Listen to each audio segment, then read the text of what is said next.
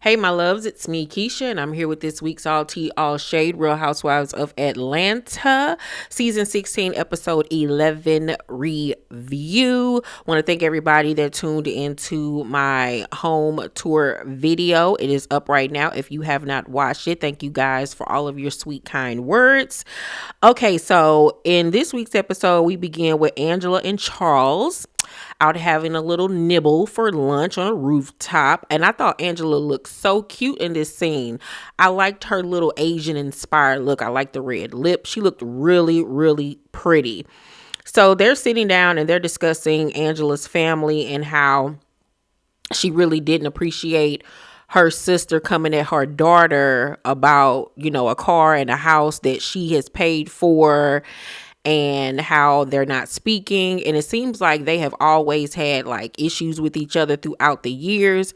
And she asked Charles, like, how would he go about handling it? And he was like, simple, keep it moving. Like, you can't just continue to go back and forth, back and forth, back and forth with people. Sometimes you got to leave people where they are.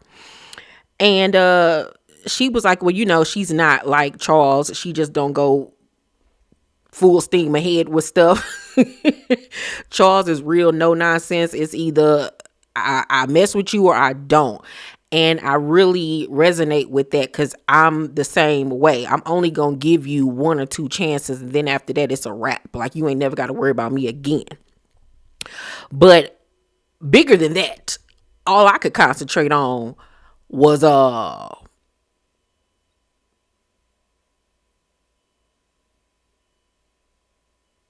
that Humpty Hump. His dick doing the Humpty Hump. Oh, I do the Humpty Hump in them pants, honey. I said, okay, Charles, I see why Angela with your cantankerous ass. Shit. I see you, Big Daddy. That's an old tugboat. That's a bratwurst, baby. Flaming hot, okay?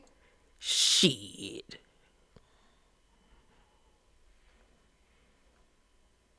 That's that old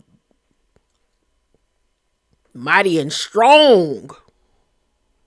Don't let the old age fool you. Okay? He might look like he been working on the railroad. He might look like he an extra from Sinners. But that dick is young and vibrant and meaty. Ugh, that dick is well done, okay?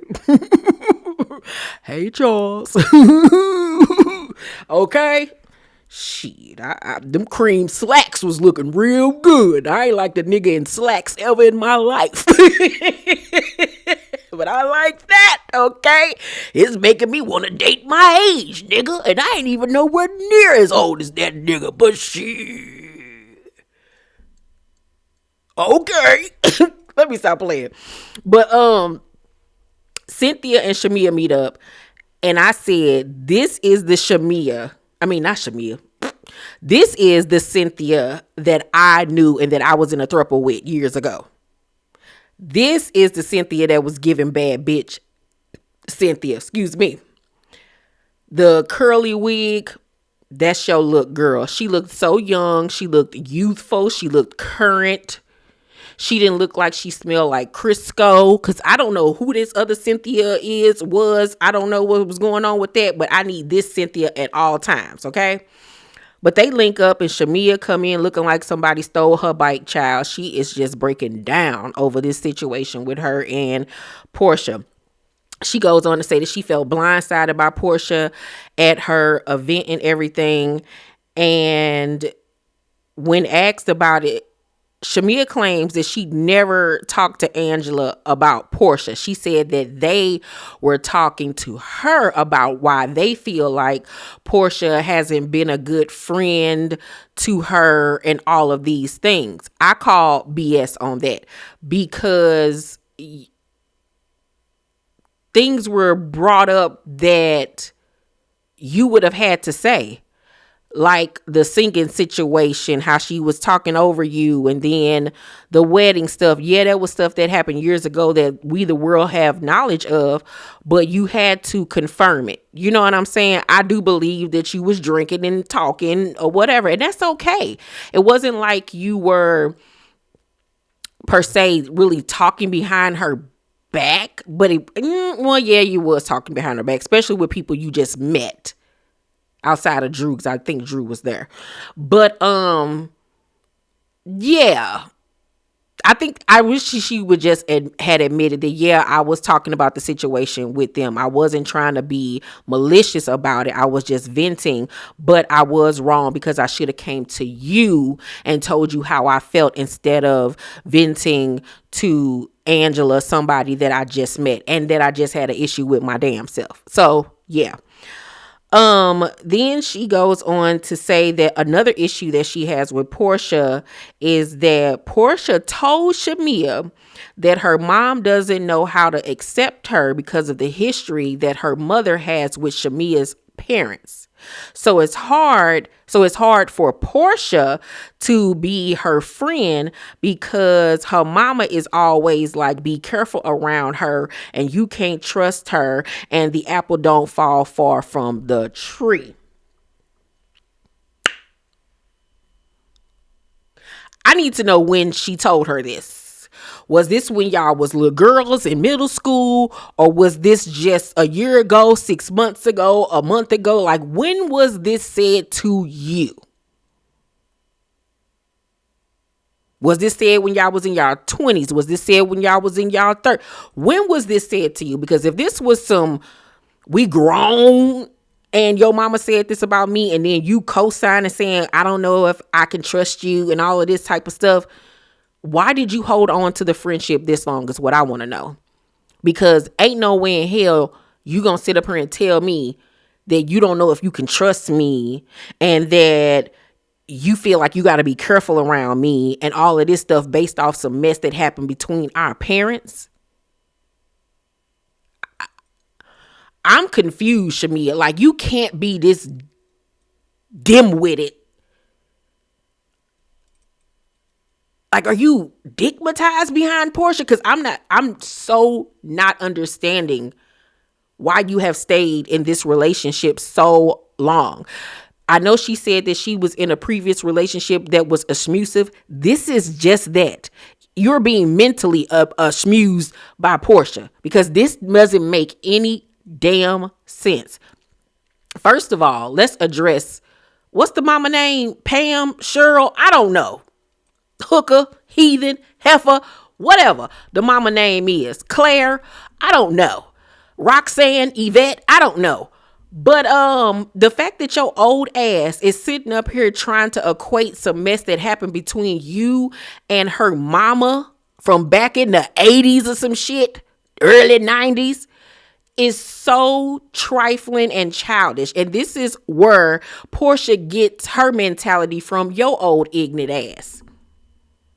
While you sitting up here talking about the apple don't fall far from the tree, look at your apple. God damn it, you got a rotten apple, okay? A poison apple, all right?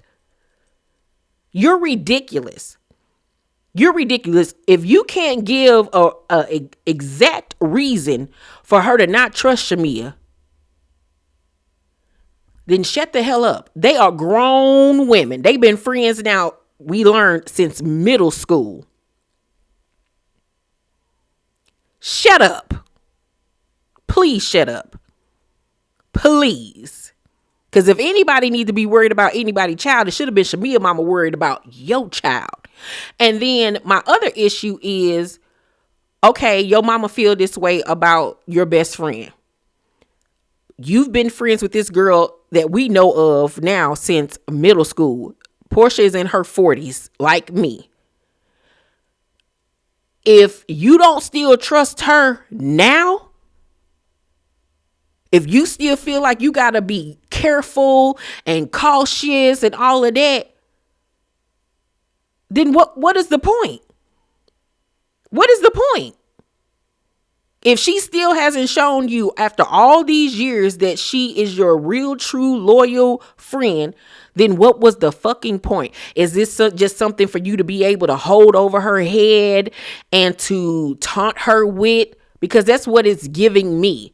You like being over her. You like being the puppeteer when it comes to Shamea. And Shamea, I'm looking at you once again like, why are you accepting this type of behavior? Why?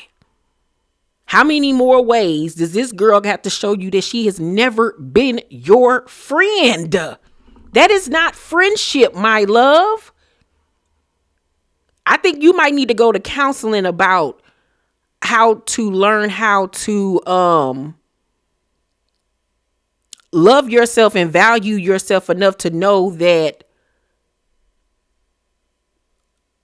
a person don't give a fuck about you. Cause me and my best friends don't treat each other like that. We don't talk to each other like that. We don't belittle each other like that. That's not friendship. And I think you need to get some self-esteem about yourself and start sticking up for yourself and stop allowing people to walk all over you, aka Porsha and her mammy. Girl, bye. And so now this all circles back to the warning that Porsha put on her IG story towards Shamea over the weekend, talking about basically don't bring up her mother and all of this type of stuff. She didn't even say anything out the way about your mama. She simply was relaying what was said to her via you. But once again, Porsha likes to take stuff and spin it to fit her narrative and to make her look like she's been done wrong when Shamea didn't do anything out the way, disrespectful or anything towards your mama. You and your mama are the culprits. So stop it. Stop it. That further goes to show how you always will jump on Shamea and treat her like she a regular schmegula off the street instead of talking to her or trying to see where she's coming from. You like to make a mountain out of a molehill. Because how you getting online trying to warn me like what, you gonna whoop my ass? Like, really? That's what we doing? Girl, bye. So Porsha goes bowling with Angela and Cynthia.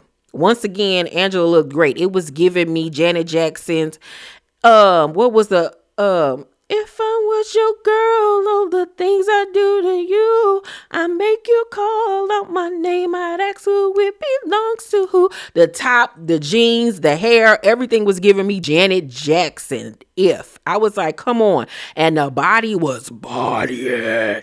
I said, come on, Angela. I don't know how old that bitch is, but she looks good. All right. So they sit down and she goes on to tell them that Pilar was like, Mama, where's Papa? And she was like, he at work, and she was like, well, he been gone too long. And so she talking about, she texts Simon, I guess basically telling her that telling him that Pilar is asking about him and he left him on red.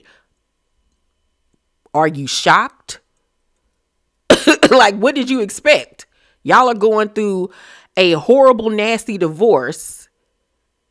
You think he give a fuck about your damn daughter? First of all, you shouldn't have been having that little girl calling that man no damn papa in the first place. A man that she only knew 5 minutes. She already got a damn daddy. She should have been calling him Uncle. Uncle Simon or Simon, period. Okay, Mr. Simon, something. But she shouldn't have been calling that damn man no goddamn papa. And I ain't heard not damn time come out your mouth that his kid's been trying to reach out to you. Exactly. And I don't bit more believe that little girl just so distraught over not seeing that damn black ass jelly bean. Girl, goodbye. Please stop it. And let's not forget that when Simon abruptly left Fallon, you weren't worried about how Fallon kids felt. So don't expect for us to give a goddamn about how Pilar or you, your mammy, or anybody else feels. She keeps on every episode trying to make us feel sorry for her and this whack ass divorce. And nobody cares, girl. Nobody. Nobody cares. Nobody feels sympathy for you because you didn't feel sympathy for the last bitch. Okay? So please cut it. And then she's already setting the table with saying to them that she can't mentally deal with anything else. She just got so much going on with the Simon situation and Pilar. I just can't mentally take on anything else. I don't want to fight with Shamea. I just can't mentally deal with it. No, that's just your way of having an excuse to cop out of taking responsibility for your actions. Porsha, we see right through you and your games. You have a fourth grade mentality. Anybody with a brain can see what you're doing. You're not good at whatever this game is you like to play, ma'am. Stop. So Angela has her mom come over and they sit down and they talk about how her mama and her sister are getting their own house. Her mama didn't want to be a burden to her. Pretty much she wanted to be self-sufficient, have her own stuff. You know, Angela got a lot going on. You know, she appreciated her buying her a house, but you know, now she wants to do for herself. And I get it, you know, especially with what I'm going through with my own mother. Y'all know I've told y'all my mother is battling with dementia. So I have had to take over not only running my own household, but running hers and taking care of her. And I'm, you know, taking care of her finances and everything. And it's hard for somebody like my mom who has been self-sufficient her whole life, worked her whole life, to now have to sit down and have somebody else take care of her. She wants to feel like an adult woman. She doesn't want to feel like a kid. You know what I'm saying? So I understood where Angela mom was coming from with, hey, I'm a grown woman. I want to handle my own business. You know what I'm saying? So I got it. And, you know, I understood that Angela wanted to take care of her mom, you know, because that's what all I feel like kids want to be able to do when they reach a certain status in life, is to be able to provide for their parents like their parents provided for them. So I got that. Now, she said that they spent like almost $500,000 on that damn house. So hopefully they can sell it or get somebody else in there, because that's a lot of money. But then Angela brings up the situation with her mom and her daughter Amari and her sister. And she tells her mom that she didn't like that her mother didn't stick up for Amari when her sister was coming for Amari. And she kind of chokes up a little bit because she was like, it basically reminded her of how it was with them when her and her sister would get into it and her mama didn't stick up for her. And her mama was like, you know, I think she apologized. I think she did. But she was like, well, I did stick up for you when it came to Charles. And she was like, what happened that day? And they really got into it because Charles made a comment about her needing to clean up or something like that. And the mama went off on him and they ain't talked for 3 years. But the mama said, you know, she do love him and all of that type of stuff. And I don't know if they were able to make amends before she passed on. But Angela let us know on social media today that her mom has passed since the filming of that episode. So a lot of the housewives were sending her their condolences. I want to send mine to Angela. I know that has to be something that is very hard and traumatic to deal with. Her mother seemed like a very funny, charismatic woman. You know, may she rest in peace. And I just pray for Angela and her family. So, Kelly and her daughter Chloe go driving. Chloe's, I don't know if the little girl got her license or trying to get a license or whatever, but child, keep that little girl off the streets. She need to go to driver's ed, honey, because woo, I don't even know how to drive, and I know that wasn't right. Okay. But the daughter is asking Kelly to buy her a BMW for her first car. And Kelly's sitting up here talking about, I'll buy you the car, but you're going to have to maintain it, meaning A, you're going to have to get a job. And I'm looking at Kelly like, ma'am.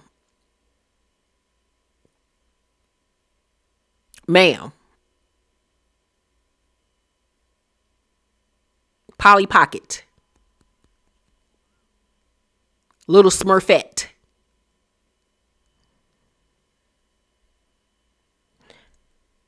We all know that you owe back rent on that second restaurant that is over $100,000, ma'am. You're not in the place to be buying nobody, not a nail car. Now, I understand you on the Housewives and you trying to, be that girl. But once again, I feel like we would have related more to Kelly if she would have came on her being real. Y'all, I'm a businesswoman. I'm going through a nasty divorce. I have a popping restaurant right about now that's doing great. I went in thinking I was going to be able to open up this second restaurant, but I'm over my head in debt with back rent. That would have been more relatable to the everyday woman, especially a businesswoman. Show us how it feels to really run a business as a woman, the struggles. So then when you do open the second restaurant, we have went through the struggle with you. Keep it a buck instead of trying to come on here acting like you just got money growing out your ass everywhere. And we, the public, now know that ain't the truth. So stop stunting and fronting. And another thing, when it comes to Kelly, I need to say, I'm calling animal control on that lady. Because that's abuse what she doing to that damn dog. That dog is so ugly. And it's not because it's an ugly dog. It's because of the colors and the rhinestones and crap she putting all on this damn dog. That ain't right. That is not right what she is doing to that damn dog. That dog up here looking like Punky Brewster, Avril Lavigne, Jim and the holograms. That dog look like he on speed. We got to save that damn dog. I know that dog want to go missing again because that is not right what they over there doing that dog. Like, please stop. Please. He is so ugly. She, he, whatever it is, it's ugly. Stop it. Please stop it. And then she was sitting up here trying to stunt in front of some, we should start interviewing applicants. For what? The place ain't even renovated. And we, the public, know you owe back rent. So, like, girl, stop. Please. Oh, my God. Then Drew was at her house talking to her mama, and her mama basically was telling her, your kids is bad as hell. The divorce that made your kids bad. Drew get to crying and stuff because she was like, she didn't notice that her kids were changing and having behavioral problems, even though they were showing us flashbacks of them not listening to her. But she gets very emotional about it. So does her mother. And now I fully believe that this divorce is real. Y'all know it. Y'all know how I felt about this. Now that I've seen the mother, now that I've seen what's going on over there on Basketball Wives, I now believe that this divorce is real. And, hopefully she's able to get her kids back under control, and maybe they need to go to counseling. Maybe they need to be honest and real with them about what's going on between her and Ralph so they can have a better understanding of what's going on. But then lastly, Shamea and Porsha link up at this soul food restaurant that made me so hungry. Oh my God, that food looks so good. But right off the bat, it's awkward between them. First of all, it was awkward for me because Shamea came in there with some thigh crotch pants that was like laced up and cut out on the thighs and the behind of the booty. And it was like laced up like a baseball bat. And then she had on this like white fallopian tube top. I don't know what the Shamea had on, but it was a hodgepodge of foolishness. Okay. I hated it. I hated it. I hated it. I hated it. So Porsha is still acting oblivious. Like, I don't know why she's so mad at me. I don't know what I did. Why she going around telling everybody else that she's so mad at me? What I do? Huh? This deer in the headlights Bambi shtick was cute back in 2008, but it's played out now, Porsha. It's so played out. So she asks Shamea, like, what's going on? And Shamea tells her, she gets to telling her how she feels. And she says the difference between you and I is when you do little petty things like talk over my music, clocked it. I didn't go crazy about it right then and there. When you do little petty things like make posts or talk over me when I'm talking, all those things feel dismissive to me. Now, one thing that I will say about Shamea in this scene is that she was very articulate about her feelings. She was very honest. She made sure that she was very concise. She wasn't belittling her. She didn't have an attitude. She was literally coming from a genuine place of trying to explain to somebody that she looked at as a best friend, as a sister, how she felt, right?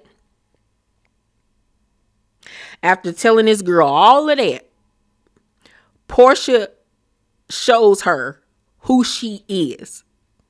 Remember, Maya Angelou said, when a person shows you who they are, believe them. After telling this girl, I don't like it when you talk over me. I don't like when you post little subliminals. I don't like when you talk over my music. I don't like when you're doing all these little dismissive acts towards me. Porsha does like this. Y'all, if y'all watch with me over on Patreon, I said, oh, hell no. Oh, hell. Shamea, this is what we're talking about. You got to show people how to treat you. Because as soon as she did that, after you just explained to her how that hurts your feelings and how that bothers you, I would have said, check, please, grab my purse and my crotchless pants, and we would have been up out of there. Because no way are you about to play in my face like that. And this is why I say she's in a smusive friendship, because that's the type of shit that a dude would do to you when he playing little mind games with you, when he trying to be mentally abusive and all of that type of stuff. Like to play on your emotions. Like, no, that was so disrespectful. It didn't even make any sense. It was so disrespectful. So disrespectful. Girl, I wish a mother sucker would. So then Shamea in her confessional says, the fact that Porsha took the things these ladies were saying and ran with it is hurtful. They brought up all the rumors from back in the day and the reasons why she wasn't quote unquote a good friend to me. And yeah, I did admit that some of that stuff happened, but we're good now. We're in a good place. But the thing is, Shamea, you're not in a good place. And you're basically on here saying that these girls ran back and told Porsha that you felt this way and you felt that way. And you're saying that you didn't say that. You're saying that they went to her telling her about basically things that they saw on TV and how they felt about the situation, but putting it in your mouth. I don't believe that. I do not believe that. I do not believe that Angela went to her and lied on you and said that you felt a way about all of these things and you did not say that. Because at the end of the day, y'all not all good. You do feel some type of way. You are hurt by her. So stop trying to make this about, I can't believe that you believe these girls, and just fess up to, yeah, I do feel this way. Stop trying to make it about her believing somebody else, because at the end of the day, these are your feelings, girl. You do harbor a feeling some type of way about her not coming to your wedding. You feel some type of way about that, and that's okay. Own it. So then Porsha continues to play dumb, and Shamea says, can I tell you what really hurts too? You tell me my mom says don't trust you. Do you know how that makes me feel? Porsha says, I'm just saying what she said. I didn't say it was me. And Shamea says, but you did say that. That's the reason why you pull back from me sometimes. Porsha says, that's not true. First of all, let's rewind. When Porsha said, I'm just saying what she said, I didn't say it was me, it don't matter. It don't matter, because you are a grown woman. And if your mama is still saying stuff like this as a grown woman, you know, or you should shut your mama down. Mama, you can feel how you feel, but that is my friend. She has not done anything to me that will make me feel that way about her. If you're right about her, I'll find out eventually. Everything always comes to the light, but please don't disrespect my friendship. This has nothing to do with you. As long as she's not disrespectful to you, you don't have anything to worry about. And even if your mama do feel that way, why would you run back and tell her that?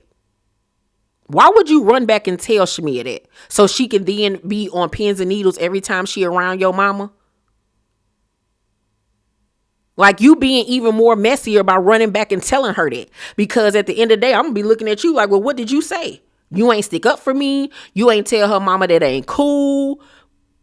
Shamea saying that you have said that that's the reason why you have pulled back from her in the past. So once again, I'm looking at y'all like, what is the point of this so-called friendship? Because that's not friendship. Anytime you get mad at me, you want to say, well, yeah, that's the reason why I pull back from you sometimes, because my mama said not to trust you. Like, how old are we? And I'm looking at you, should be like, you crazy, because once again, why are you putting up with this stupid ass shit? Bitch, if you don't want to be my friend, you don't want to be my motherfucking friend, bitch. Step. You and your whole ass mama can kiss my ass. How about that? How about that? You and Anita, Deborah, whatever the mama name is, can kiss my ass. Two hoes of a feather flock together. God damn it. Since you want to say the apple fall from the tree. Okay? How about Skeezer and Skeezerette? Girl, we're not about to do that. Please, stop. So then, she said, Shamea, you want to argue, and I'm not arguing with you. Once again, gaslighting her. Gaslighting the fuck out of her. Shamea was like, I just told you the other day, I wish we could be the same way we are off camera, on camera. And you know what you said? They would have to pay me more money for that. You got to be careful with people that try to say little slick shit like that and then pass it off like a joke. That wasn't a joke. That wasn't a joke. She was honest about that shit. That's how she feel for real, for real. That's how she felt for real, for real. Porsha then says, Shamea, why are you trying to argue with me for the show? You see how she flipped it around on her and tried to make it seem like Shamea is doing this for the show? Shamea says, the fact that you have minimized my feelings to be about the show is really hurtful. Porsha says, this is a lot, Shamea. This is a lot. Please, stop. And then gets up from the table and goes in the bathroom. And once again, you see she pulled the same trick that she did on last week's episode with Angela. I gotta go. Get up, covering her face because she's not crying for real, right? She does the same thing in this week's episode. Shamea, stop, please. Gets up from the table, go in the bathroom. Not a nail tear we see come out of her eye. And then she in the bathroom. You're okay.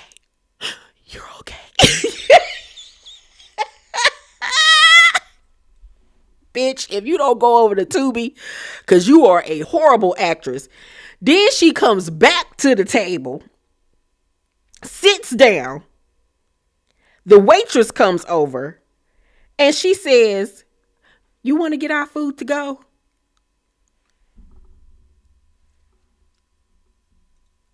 Shamea said, oh, okay, yeah. Like, is this bitch for real?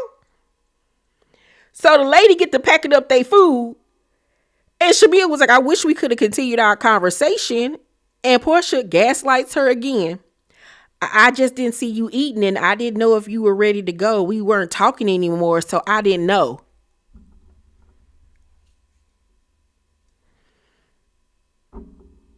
Shamea was like, we weren't talking anymore because you said Shamea stop and got up and went to the bathroom.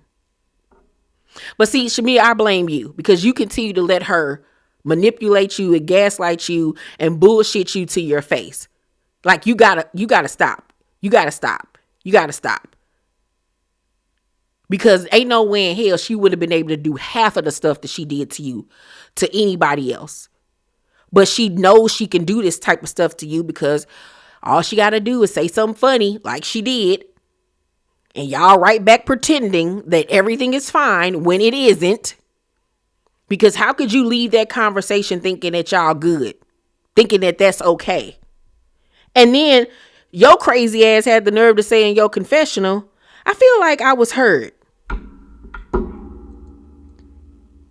You were appeased. You know how a nigga will tell you what they want you to hear to get you to shut the fuck up? That's what Porsha did to you. Nowhere in that conversation were you heard, were you respected, did you get an apology, acknowledgement, or anything, girl.